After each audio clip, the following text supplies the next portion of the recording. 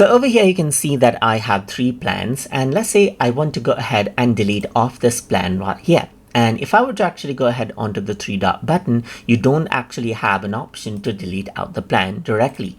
So for that, you need to open up the plan right here and then go around and click on the name of the plan right here. And here you'll be able to see the delete this plan option just like this.